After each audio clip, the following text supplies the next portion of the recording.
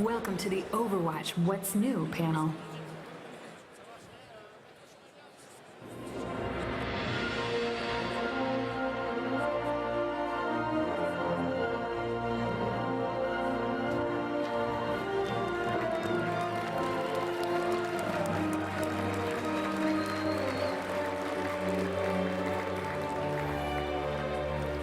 How you guys doing? Love Blizzcon. I love you too. You guys gotten a chance to play yet? Yeah. All right, because with me I have two very special guests.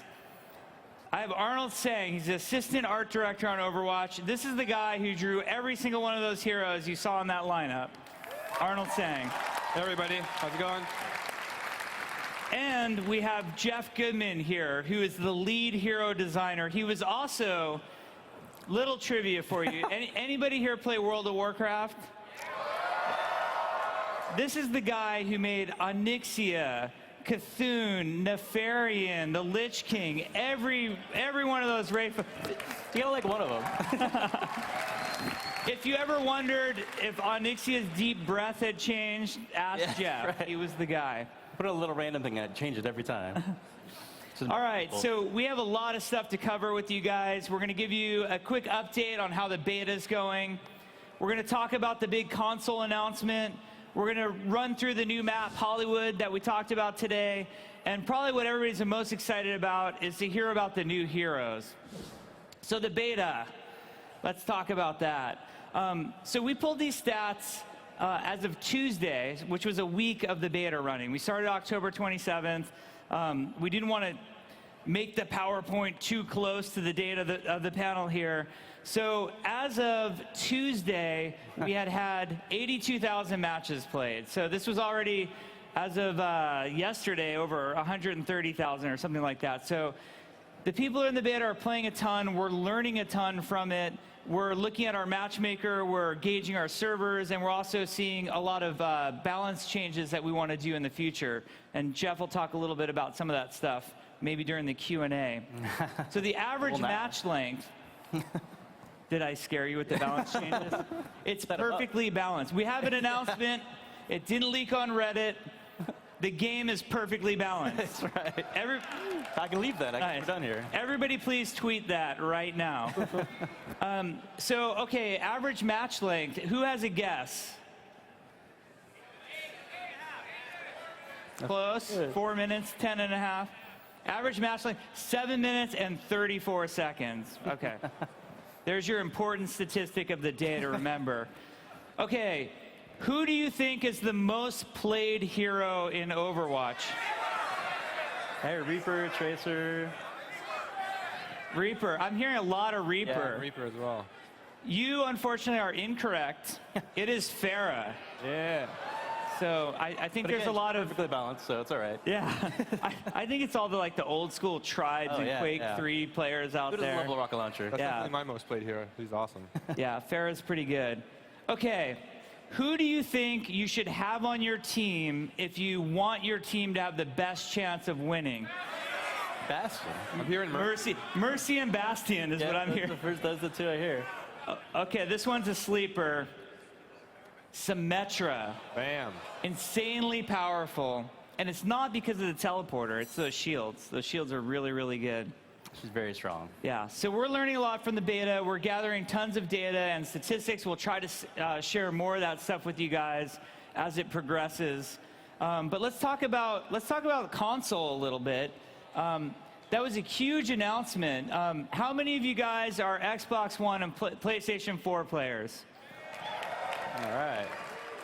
We're really excited to bring this game to consoles. We felt like with Reaper of Souls, we learned what enthusiasm there was behind playing Blizzard games on console. I mean, Blizzard games started on console after all.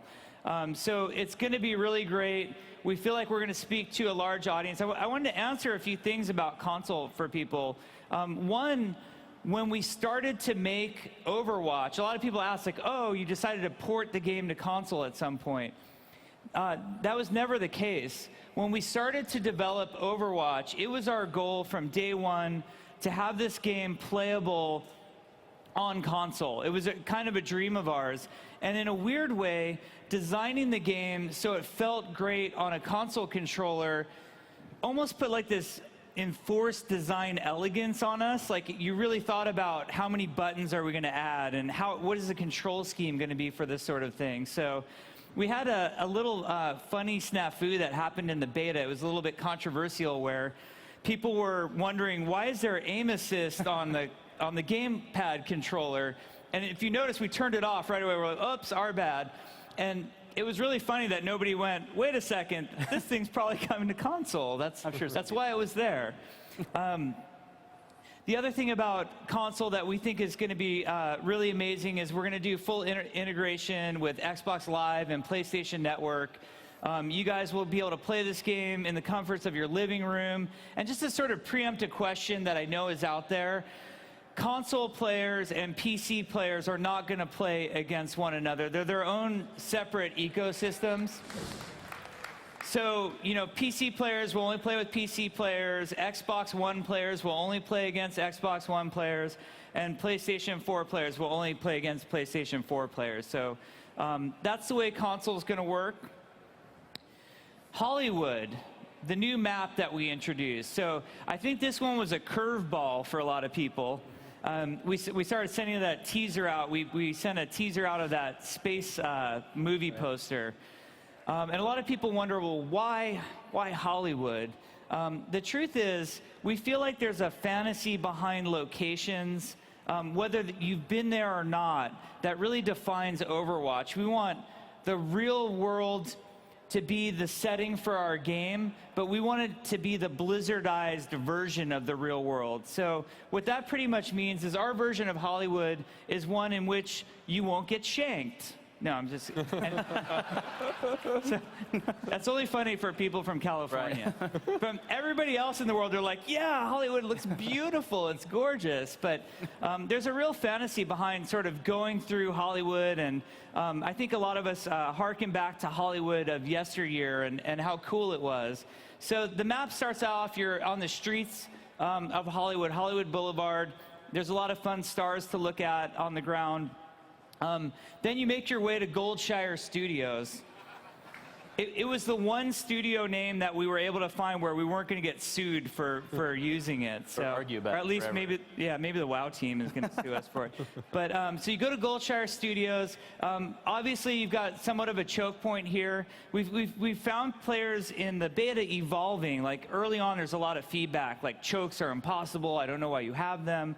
Well, guess what? Pharah can just fly over it, and Tracer can blink 30 meters through it. So trying to play the map like it's DE Dust is probably not the best idea.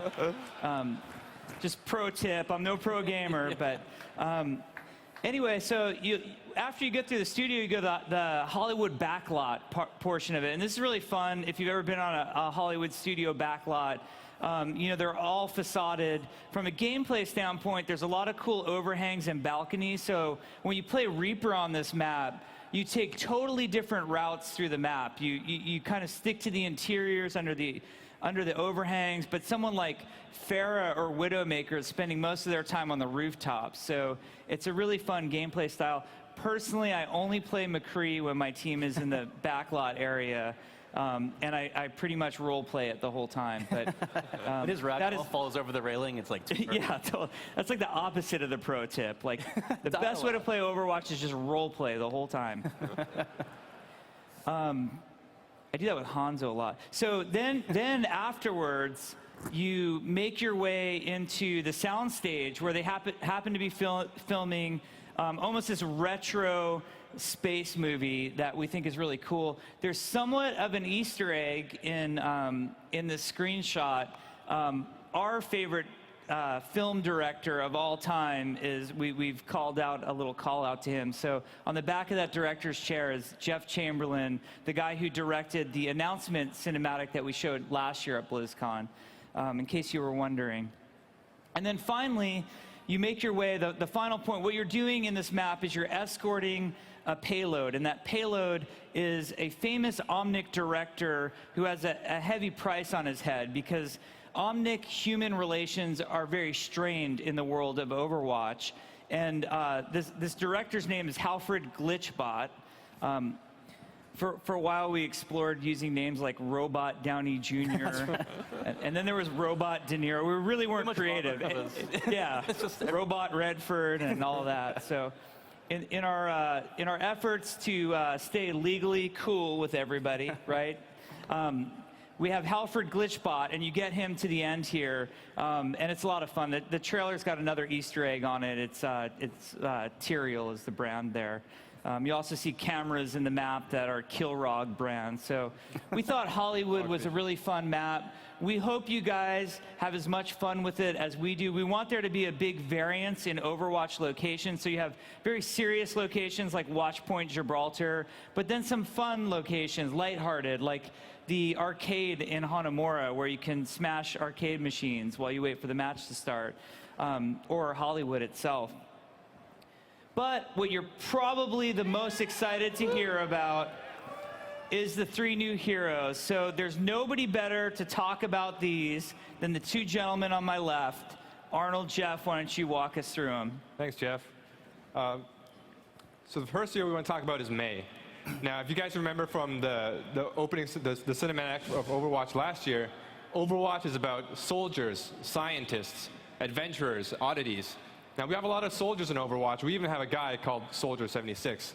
We got, Cowboy McCree. We got all these badass heroes. We needed more scientists and adventurers. That's where Mei comes in. She'd probably fit right in with the League of Explorers. So Mei is a peerless climatologist. She works as a scientist for Overwatch.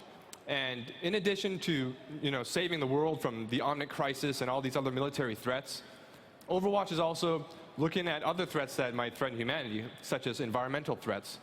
So to do that, they've set up all these eco-watch points throughout the globe. So Mei was stationed with a team at Eco-Watch Point Antarctica. And they were doing research there on, the South Pole, all that stuff. And when there was a polar ice storm that cut them off from the rest of humanity, they lost communication with Overwatch. They were stranded, running out of supplies. So what Mei did, being the brilliant scientist that she is, she took all their equipment and rigged up this cryostasis chamber and put everybody in cryostasis to wait for rescue. The thing is, nobody came to rescue them. Years passed. Overwatch was disbanded. The Omnic crisis was over, and the world changed around her. And one day, Mei was eventually discovered, but she realized that her crew, she was the only survivor, and the world had changed around her. All the eco-watch points have been shut down, and now she basically travels the world, going to all of these eco-watch points, trying to turn them back on, trying to collect the data, and try to fight all the different threats that might threaten our planet. So a little bit about how we came to this design. One of the things we always wanted to do with Overwatch was introduce the mechanic of ice and freezing people. We thought that was so cool, just freezing people, making them slow down, making ice walls, and she does all of that stuff. Shoots icicles at you. I mean, Jeff will talk more about that later. So to do that, we really wanted a silhouette that captured somebody that plays with ice and is from somewhere really cold. So you see a lot of cool, badass poses in the Overwatch lineup. So we really wanted something that stood out. We gave her a big poofy jacket with a big parka hood, and then we gave her this big ice cannon. But then we realized, looking back, she looked a lot like another hero in the lineup, Zarya. She also had a big two-handed white-colored cannon, big poofy pants and boots. So we went back to the drawing board. We explored a little bit, and did a couple sketches. And we did a sketch where she was just kind of casually hanging out, and we gave her glasses just for fun. And the team really loved it. We really resonated with the team, and we really felt it was a really adorable way to portray this brilliant scientist out to save the world. So we rolled with that, and that evolved our design to what you see in the final concept here.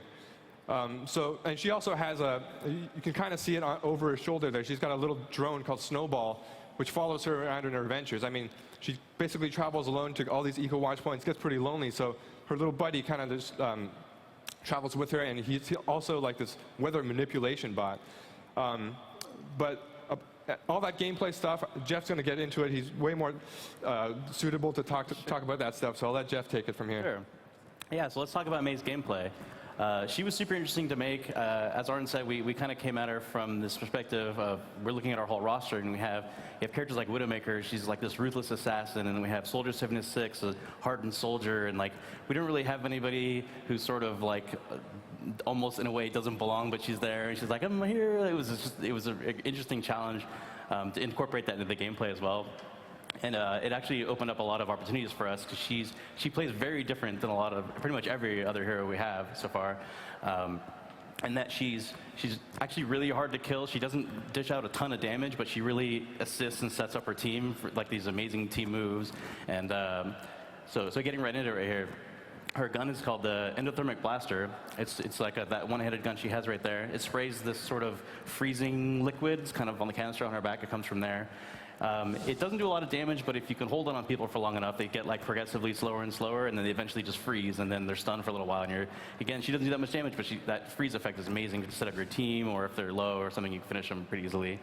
It also has an alternate fire. If you press the alternate fire, she like freezes a little icicle inside the gun and shoots that off like a shard of ice. It's really accurate. It's a little hard to aim because you have to like set it up. You click it and it does a little bit of delay before it fires, but people are getting really good at it already, I could tell. Her first ability is Ice Wall, which you guys hopefully saw on the opening ceremony trailer. It's amazing. It's super fun to play with. It literally creates a wall. It's like part of the level almost. I mean, it blocks line of sight and projectiles and movement collision. It's everything. It's just, people can climb on it. Hanzo and Lucio can like skate along it. It's just really fun. It also is kind of flat on the top, so you can build it under yourself or under teammates and lift them up, which is like sounds like kind of a neat trick, maybe not useful, but we found like just getting a Bastion to a spot where he can't normally get to is like super surprised to see the enemy team. Like, how did he get up there? What is that? So it just opens up a whole lot of opportunities for a team. It's really fun. Second ability is called Cryo Freeze. For those of you guys, sounds like a lot of you played WoW. You know about a Frost Mage, but a little spell called Ice Block. It's very similar to that. It's basically Ice Block. She can save herself instantly from danger, and she creates this sort of solid block around her, and that block will block projectiles, and the same thing as her wall. You know, Reinhardt charges you, and you hit it, it'll actually impact you and stop, so he won't like go through you and hit your team or whatever, so it's actually a good way to jump in front of him and stop him for your team. Her ultimate is called Blizzard, because it wouldn't be a Blizzard game if we don't have an ability called Blizzard in it, apparently. She throws her robot Snowball off, and cute little robot makes so much noise, goes up in the air and starts spraying. Very similar sort of attack that her primary fire does, but it sprays in a large area and starts freezing everybody, and it's kind of the same effect as her primary fire. They get progressively slower, and it also stacks with her primary fire, so if you get in there while your ult's going off, you can kind of freeze them extra fast with your gun and set everybody up. It's an amazing team play move. The stun lasts quite a while if you can get everyone in there, and then you can have any of your team go in there and clean up. We have a bunch of videos that we've made to show off a lot of the gameplay for all of our heroes, so no better way to show it than show these videos. I'll show it here.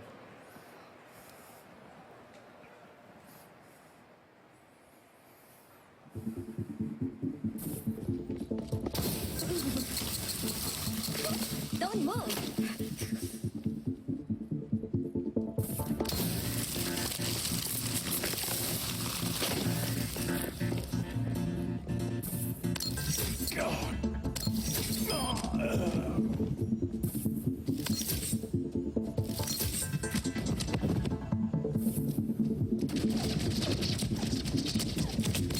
Yikes!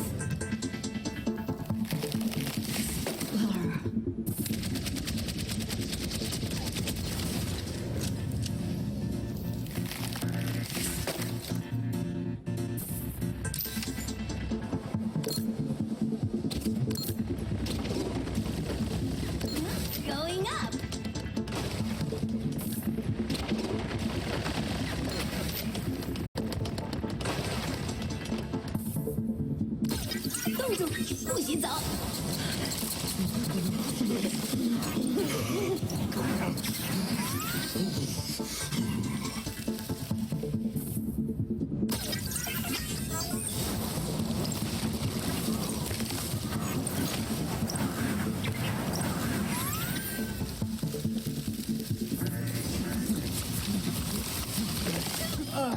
You were asking for it.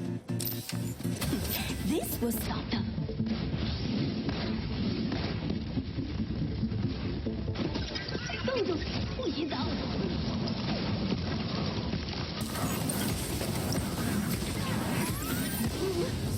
about that.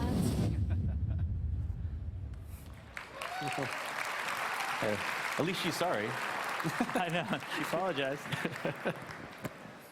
So that was May, and again, you can see these videos on YouTube, and they're running at the Overwatch booth as well. So the second hero we like to talk about is D.Va. So D.Va is an ex-pro gamer who now pilots this awesome mech in defense of her homeland. So with the Omnic crisis, there was a lot of different manifestations around the world. You know, in Russia, they got attacked by all these Bastion units and spider tanks. But over on the Pacific side of things, it manifested in a different way. There was, out in the South China Sea, under the water, there was this Omnium, this factory where they create Omnics. But instead of creating a horde of Omnics, there was a giant Omnic that came out and attacked the Korean peninsula. So what the Korean army did was they formed a group called MECA, which stands for Mobile Exo Squad of the Korean Army. And what they did was they had all these drones that defended the city against this giant Omnic.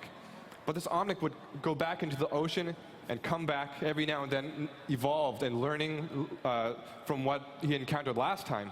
So he would upgrade himself and eventually disrupted the transmission of the drones and turned them against the Korean army.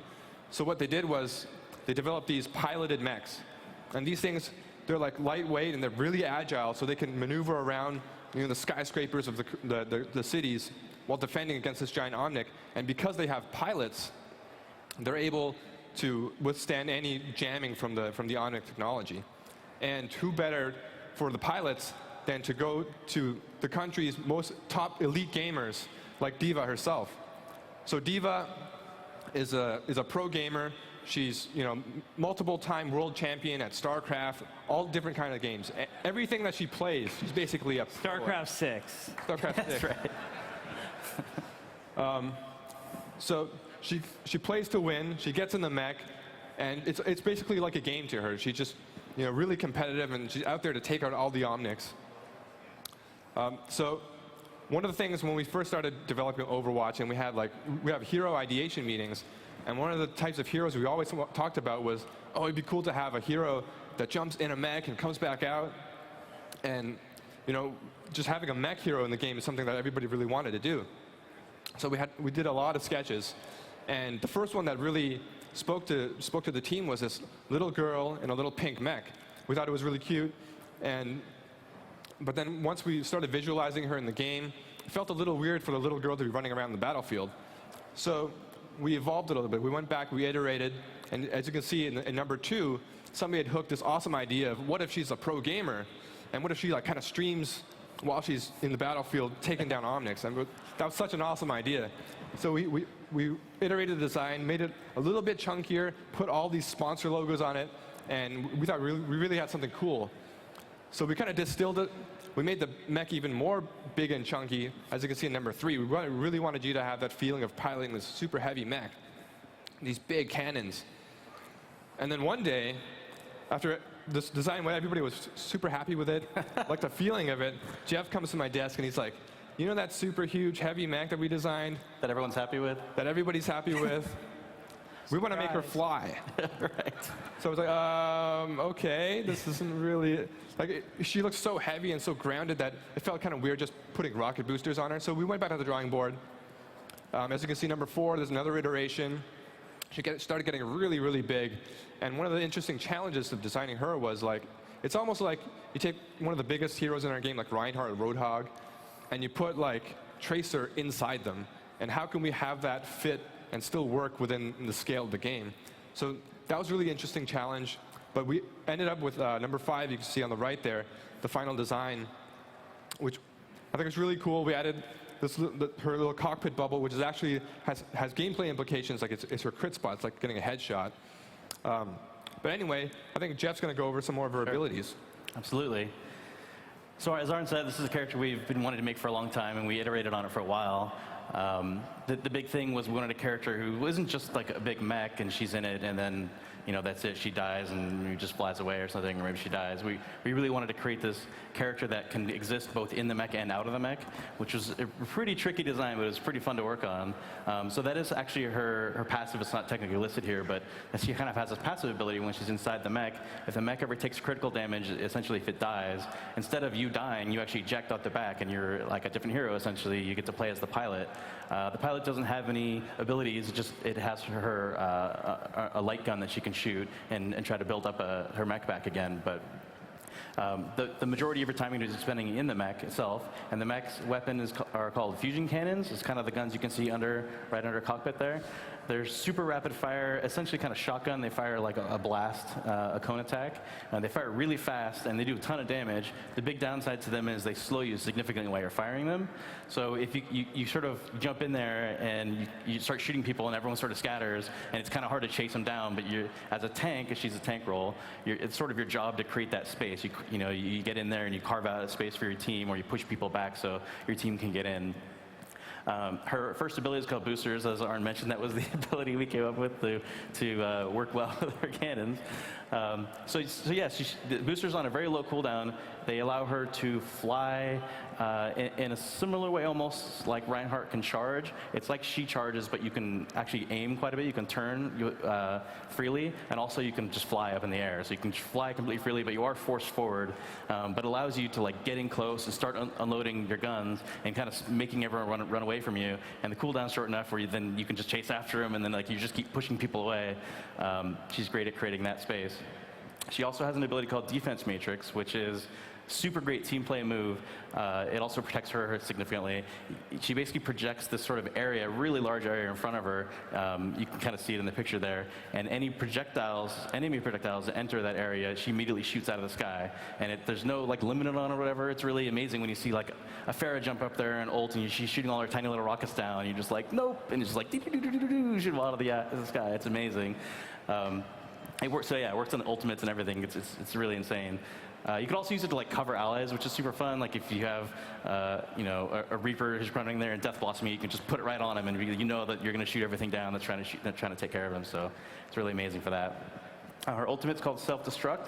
It's sort of another way she can exit the mech. You hit the button and you immediately eject out of the mech, and it starts a timer, and there's a 5-second countdown on it. It's a really loud effect, and you hear a sound and a warning, and everyone has to scatter because after 5 seconds it explodes, and the biggest explosion our game has right now, basically. Huge area. Don't try to run out of the range of this thing, let me tell you. If you fight it, just get out of line of sight if you can, or try to use a May wall or something like that to block it. So this is D.Va herself. Like I mentioned, she only has the light gun. She doesn't have any abilities, but she does have the ability as an ultimate to call the mech back if she can live long enough and do some damage. It's very cheap cost ult, so you can get it pretty easily. If the opponent kills you and you can get back and hide, it's kind of their job to try to hunt you down so you can't get back in and come right back at them. So we'll show you guys what this looks like. I play to win.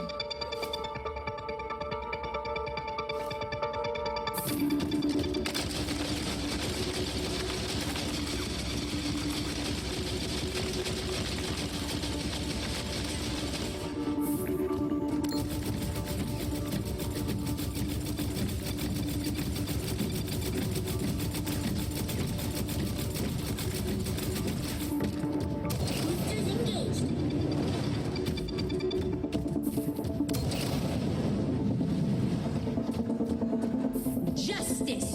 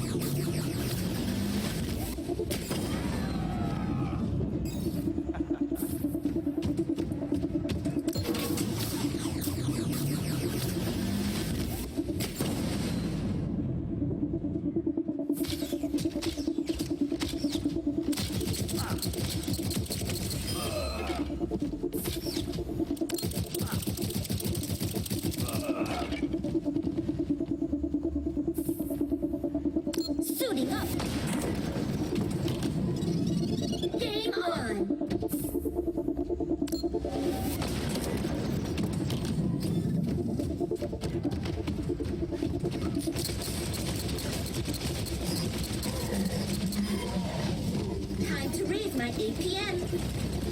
Nerf this.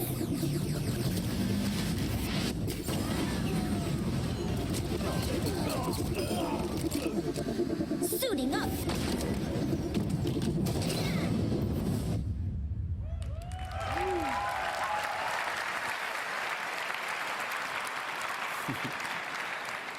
Yeah, she did say nerf this. You heard that right. Yeah, Raising our APM, right? we're gonna regret that one. That's true. I'm going to regret that one. So that's it, right? That's all the heroes? Right? Oh, yeah. I think, was there one more? I don't remember. Oh, Yeah. All right. So everybody's favorite robot ninja, Genji.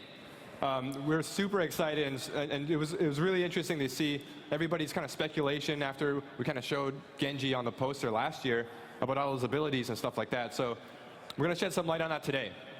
So Genji, as you guys saw in the gameplay trailer from the opening ceremony, is Hanzo's brother. So Hanzo and Genji are both from the Shimada clan, which is basically this ancient ninja clan who is now in the modern day more like a Yakuza gang. They run guns and drugs and all that stuff. And Hanzo was in line to become the successor to leader. Their father is a leader of the Shimada clan, and Genji was a younger brother.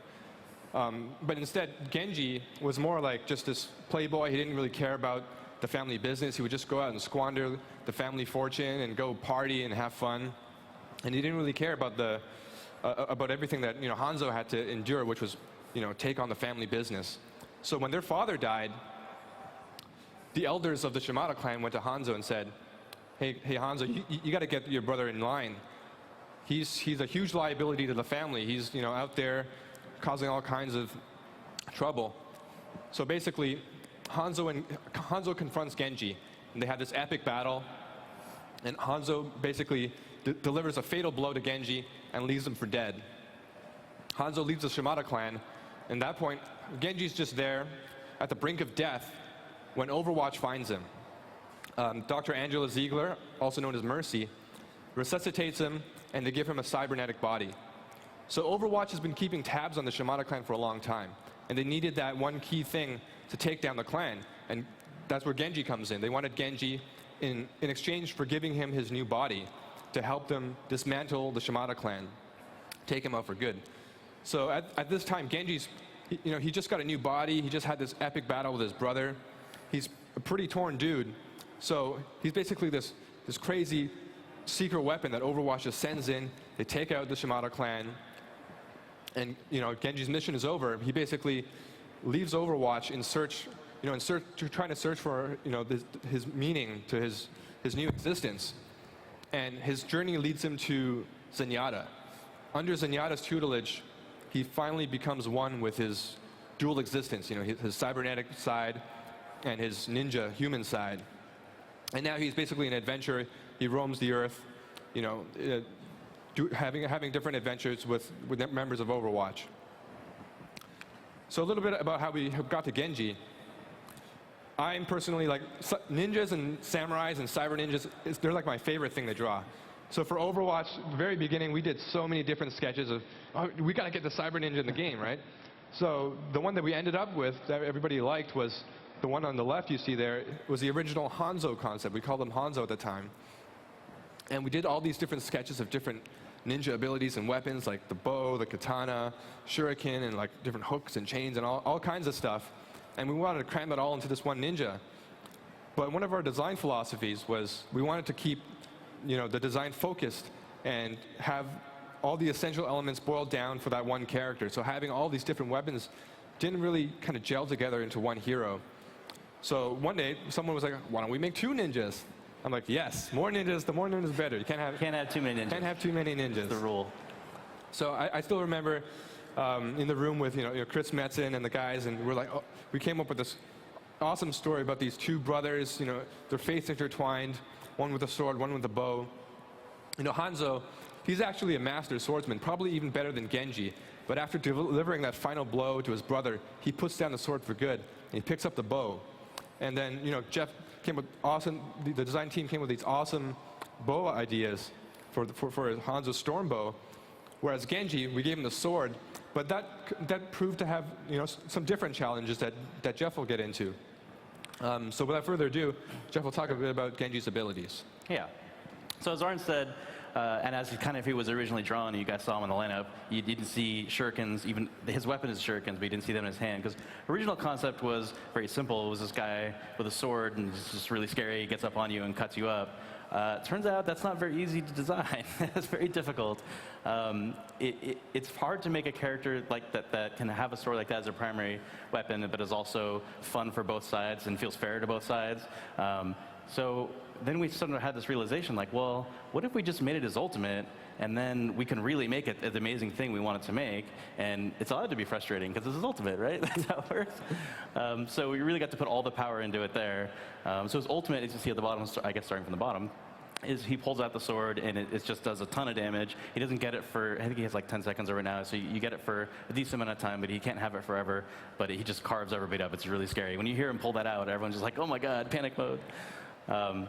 He normally runs around with a kind of a shuriken setup. He has a shuriken sort of dispenser in his arm, because his arms are actually all, he's full cybernetic body and everything, so they're actually like inside of his arm. So he's a really cool animation where he pulls him out and he's holding 3.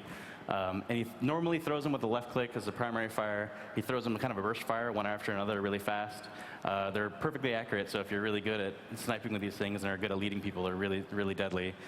He's an alternate fire where you can instead just throw them all at once, kind of in a fan pattern. It's good for if somebody's really low health, you just want to take them out, or there's a couple targets you want to hit, or big targets in front of you, you can hit them with all 3. It's really strong. His first ability is called Swift Strike. He dashes forward. He has a small blade on his lower back, you can see there. He pulls that out and slashes with it. Everybody he goes through takes damage over time, continuously.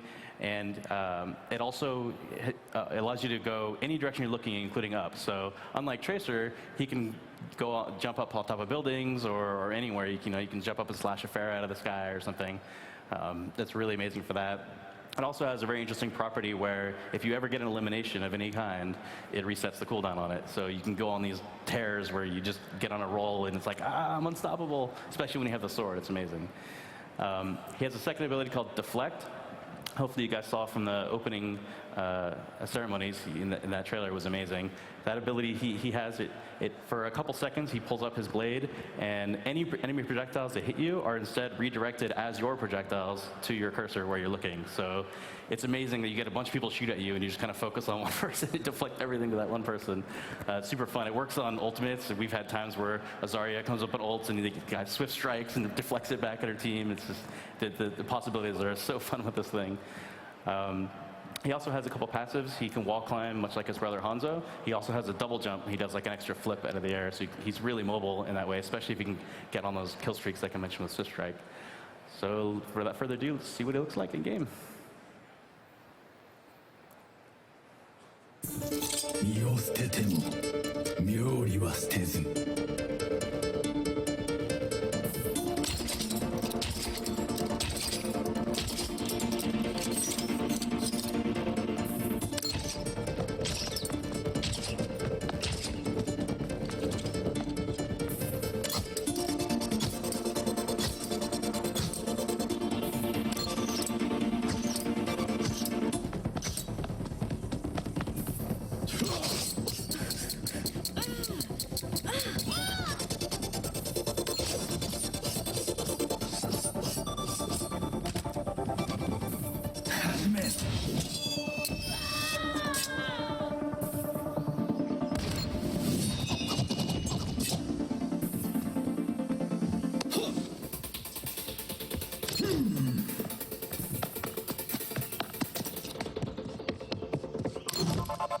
Ah!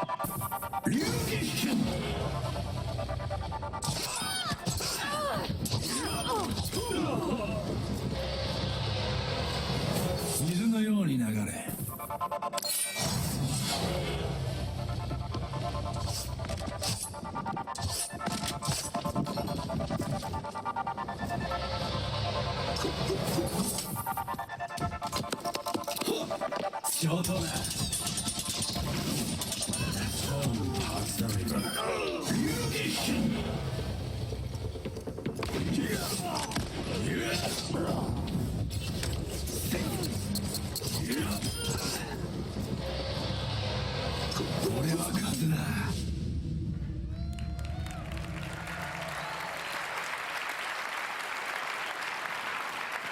If you guys get a chance to play, let me tell you, if you have a Widowmaker sniping on the enemy team, you get deflect a snipe shot right back to their head. It's the most satisfying thing you can do in the game. Feels so good. So good.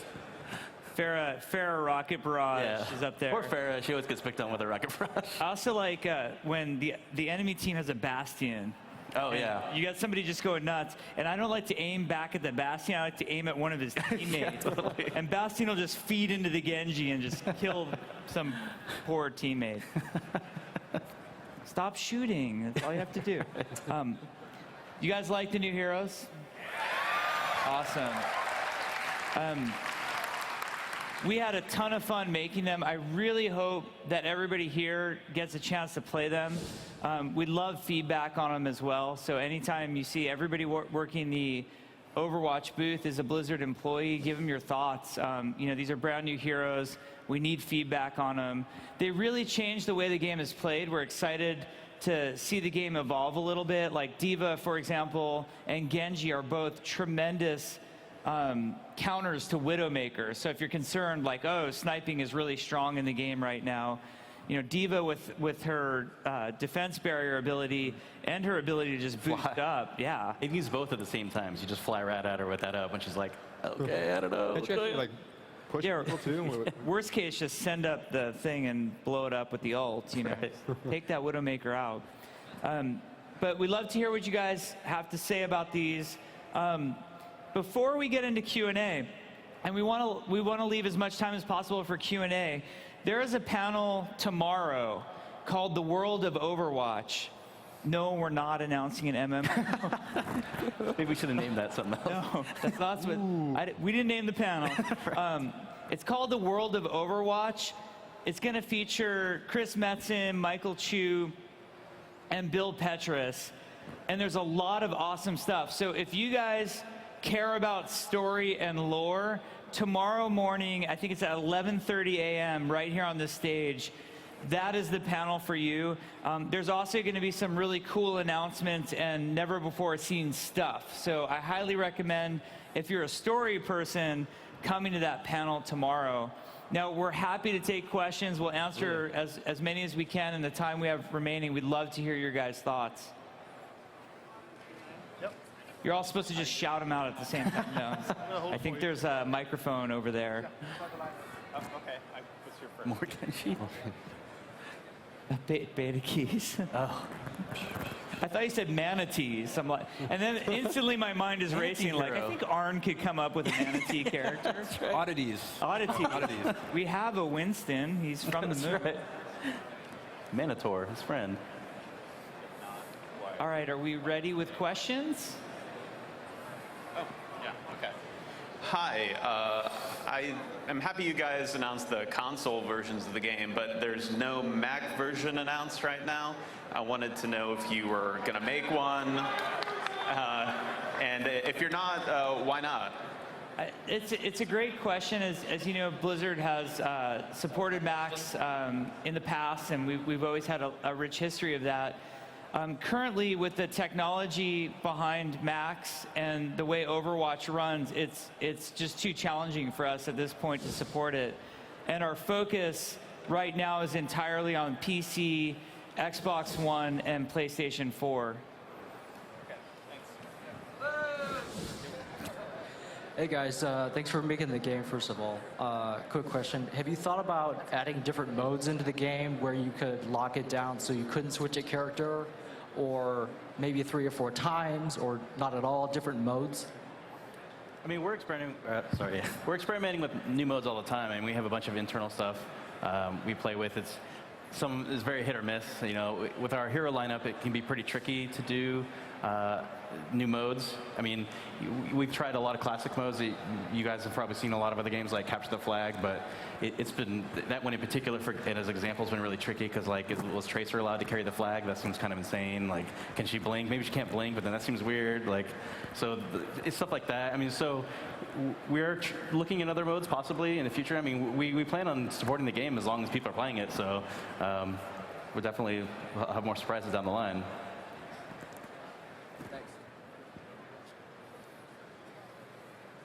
Hello. My question is, because the game is made for consoles and controllers, are you going to have a company make a controller that works for PC? Yeah. Well, yeah, you can use a controller, a gamepad right now on PC. Actually, right now in the beta, it's supported, fully supported, and there's full Rumble support and everything in there. So it's. I was kind of hoping for maybe a specific one for just the game. Oh, I don't know. It's a cool idea. Yeah, it's a cool idea. Great idea. We would love. I like it. Yeah. I'd buy one. Hello. Most characters have like their utility ability on E and their movement ability on Shift. Like Junkrat, he puts down his mind and moves. Reinhardt, he charges on Shift. But you guys flip that for Mei, where like the wall that actually moves people is on E, but her invincibility, her ice block, is on Shift. Are you guys planning on maybe keeping the status quo, or are you guys flipping it up a bit? I think, yeah, I mean, she doesn't have a movement ability per se. I mean, I guess her shift makes her not able to move. Maybe that's a movement ability. I guess in the same way that Bastion's shift is his movement ability in that he kind of locks himself down. So that's kind of where the parallel was drawn, I think. But yeah, I mean, if that's great feedback, and if we get that kind of stuff often, in the past we've actually swapped a few buttons around. I don't remember which ones. Jeff has actually pushed me. It was Roadhog, right? Yep. Yeah, Roadhog used to be the other way around, and Jeff was just like, "You must switch every day. You got to change this. Got to change this." All right. Well, I kept trying to hook people, and then he'd just start huffing the thing. Not good. So there's still possibility, but that's great feedback. One other thing, a question that comes up a lot about the way that the keys are bound, you can totally rebind your keys. Absolutely. And then a feature that we want to add that has been requested a ton is eventually, I don't know exactly when we're going to get to it, but eventually we're going to add a per hero key binding. Yeah. So you can switch your keys around. Like if you just want, Tracer's shift to be her E, you could just switch it for Tracer's. We also want to add per hero options to that as well. So you can have, because I know a lot of people have trouble playing Widow because they're used to toggle zoom instead of hold zoom. So we'll have that kind of option as well. Hi, I've been playing the game at home, and for all the people who are watching at home, what you announced earlier today about buying the game and getting the heroes, I'm just wanting to confirm is that if you buy the retail release, do you get all the heroes now and forthcoming, or do you have to buy all the heroes after the 21 that you get? Well, right now there are only 21 heroes in Overwatch, and you get them all. And that's all we're focused on right now. We're really focused on the remaining content and features that we want to add for our spring launch. And at this time, we feel like the 21 heroes is really robust. The game plays really well. It's sort of a future decision for us of whether or not Overwatch supports more heroes, and if so, in what way, shape, or form will those be introduced to the players? We want to see the game, not only in beta, but in launch, be healthy and not be overwhelming to people first before we even cross that bridge of what new heroes are coming down the line. Yeah, hi. Just a follow-up to that question. I love the design of the characters. Almost every character feels unique. Every situation is different. You can switch between them. What goes into that design? Do you guys look to put in characters that can bring a new element to the genre or the game? So what is the initial design behind that? Well, from a design perspective, absolutely. We're trying to create new design space and design opportunities for the gameplay side as well. But I mean, the concept guys are half the time they're just drawing awesome stuff, and we're just looking at it like, that's amazing. We got to put that in somewhere. Yeah, I mean, the ideas really come from anywhere. Sometimes these guys have a cool idea. Sometimes we have a cool idea. So whatever is popular and whatever the team is really loving is what we kind of push up to the surface. Plus ninjas. And more ninjas. 3 ninjas? Oh. Could it be done? They said it couldn't be done. Sort of a follow-up question to that one. Were there any elements, either aesthetically or gameplay-wise, that you guys played around with but weren't really able to make work? Oh man, absolutely. I mean, that's kind of almost the mantra of our studio. I mean, we're all about iteration.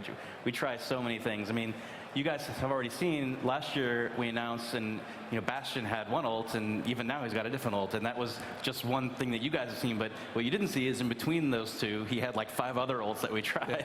He was throwing grenades up in there one time. He was literally flying around at one point. It was shooting insane. through walls. Yeah. Walls. He was a little crazy, but yeah, all kinds of crazy stuff. Genji's katana too. Having the katana on primary was fascinating because we would do a play test and he would just murder everybody with it. Genji's like, this feels great, I love it. Yeah, and only the person who played Genji was like, it's the best thing ever, and everybody else would complain.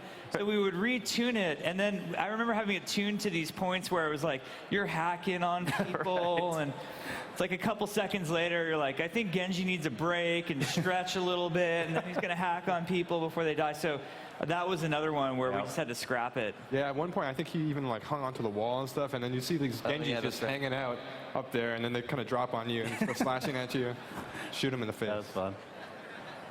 Hello, my name is Belf Druid for the Win on Twitter, and I was wondering how modder friendly will this game be? Like, say, if I want to make custom skins, custom gameplay, custom maps, would I be allowed to do that, or is it just you play like this?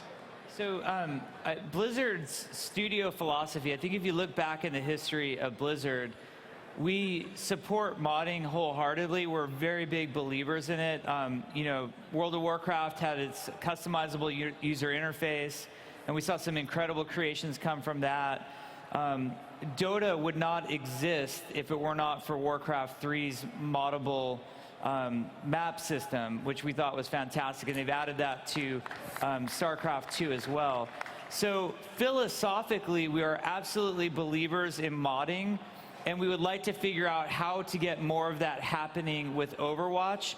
Right now, our focus is on our spring launch, and I do not think we'll be able to have a lot of modability to the game by the time we launch. But it is a value for us to keep pursuing it. A big question is, how do we make our tools and our code accessible to people and really nice and sort of a good player-facing version of our tools. So it's something that we would like to explore, probably not by launch, but we're going to be supporting this game for a long time, and we absolutely believe in modding. Hey, just before I ask my question, I'm not a gamer, I'm a Blizzard gamer, and that's 1,000% because you supported Max from day one, so just that's important. So, I'm curious, as you diversify above 21 heroes, like in WoW, kind of one thing that happened is that like people started saying, oh, there's sort of like this homogenization of roles and abilities, and like, is a Destro lock that different from a Fire Mage? And like, as you expand that cast, how do you continue to keep each character unique? Yeah, actually, if you don't mind, like, we feel pretty good about the 21 heroes right now. I feel like we're at one of our limits where 21 feels fantastic. They feel very unique and very diverse.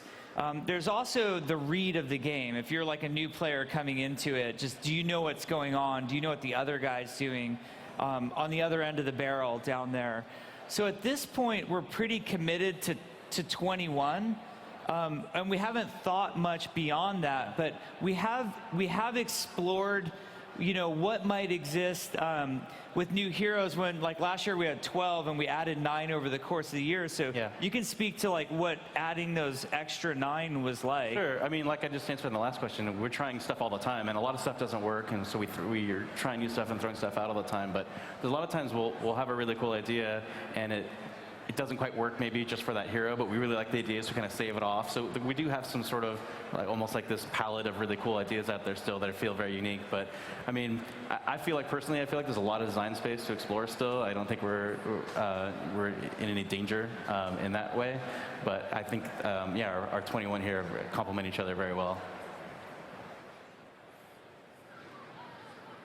Hi, I was thinking of like Tracer here. Are we gonna get like an alternate version of her, or sorry, it's like a different skin? Because some people like her, or another person likes the Genji with a male or female for like different upgrades and everything. Because some people just like a certain character or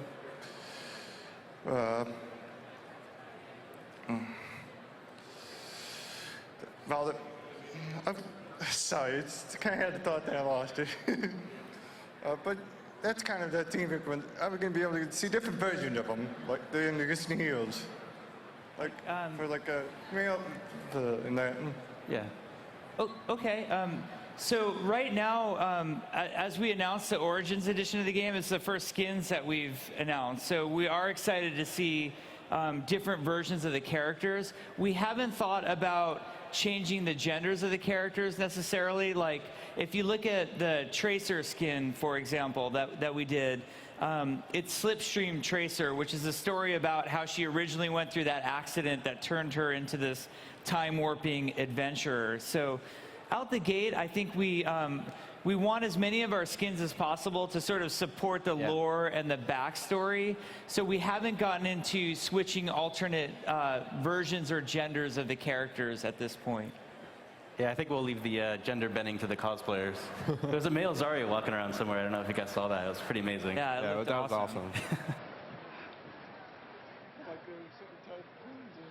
So I was wondering, when will the new characters be released for the beta? Well, I think that all has to do with how much time the development team spends at the Hilton bar later tonight. So, I mean, most likely sometime next week, probably. Hi. Is that good? Okay, sorry. Now that the game is being released for PS4 and Xbox One, have you looked into doing split-screen co-op for when they're released? Split-screen co-op would be awesome. Yeah. We don't have plans to support it at this time, but it's a killer idea.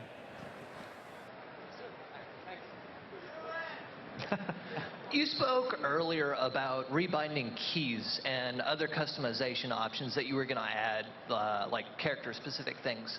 I wanted to ask specifically about changes to the UI and how the game looks. Will you be able to turn off the UI entirely, scale down things like WoW, change your FOV? I think you can do that one.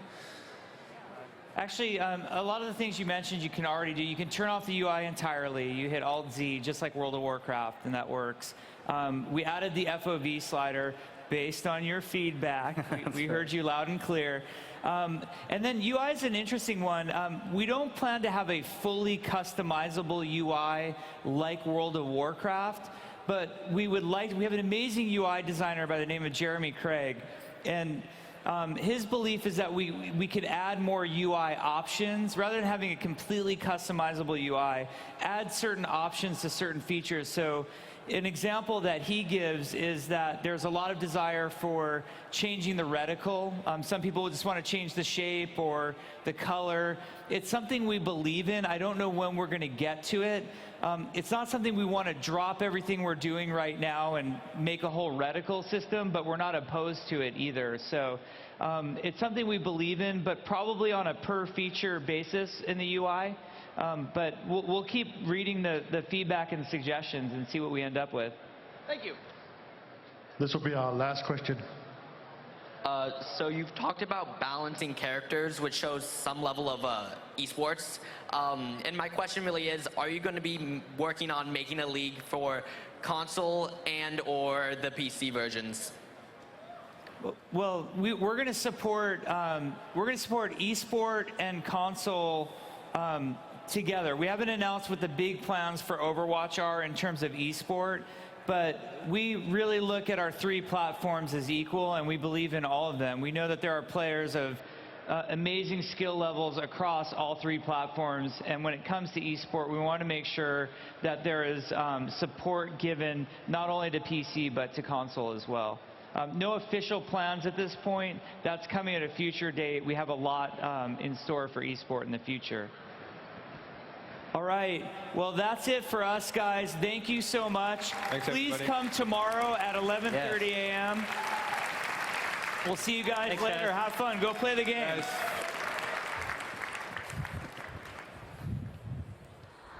Thank you for attending the Overwatch What's New panel. Up next, contests.